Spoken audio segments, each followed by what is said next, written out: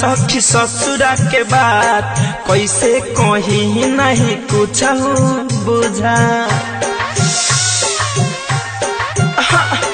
का हम बताई सखी ससुरा के बात, कैसे कहीं नहीं कुछ बुझा। अरे होला अन्हार कपतिया पे हमारा हुआ के चढ़ेला, देवरे जवानी मोथेला भातार दोहा कतर रहेला। देवरे जवानी मोहेला भातार दोहा कतर रहेला।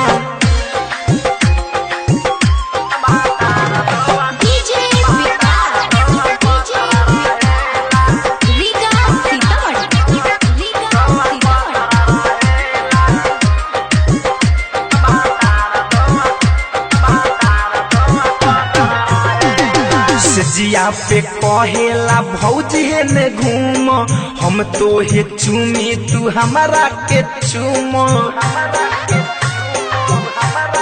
हाँ से जिया पे कहेला भौजी ने घूम, हम तो हे चूमी तू हमारा के चूम।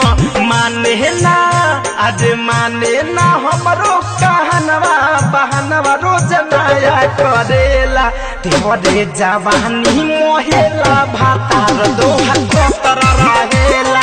देवरे जवानी मोहेला भातार दोहा कतर रहेला।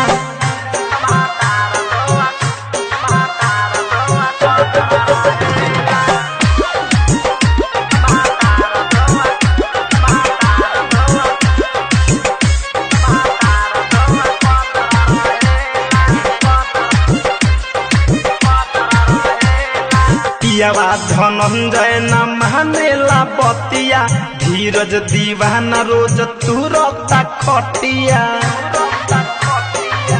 अरे सखी पियावा धनंजय न मानेला बतिया, धीरज आदि त रोज तुरता खटिया। अरे दुखे जवानी के नहीं दिनेश सखी कबो सहेला। देवरे जवानी मोहेला भातार कतर रहेला। देवरे जवानी मोहेला भातार दोहा कतर रहेला। का हम बताई सखी ससुरा के बात, कैसे कहीं नहीं कुछ बुझात। अरे होला अन्हार कपतिया पे हमारा हुआ के चढ़ेला। देवरे जवानी मोथेला भातार दोहा कतर रहेला। देवरे जवानी मोहेला भातार दोहा कतर रहेला। डाउनलोड कीजिए RCM music official app play store से। RCM म्यूजिक के सारे ऑडियो वीडियो डाउनलोड करने के लिए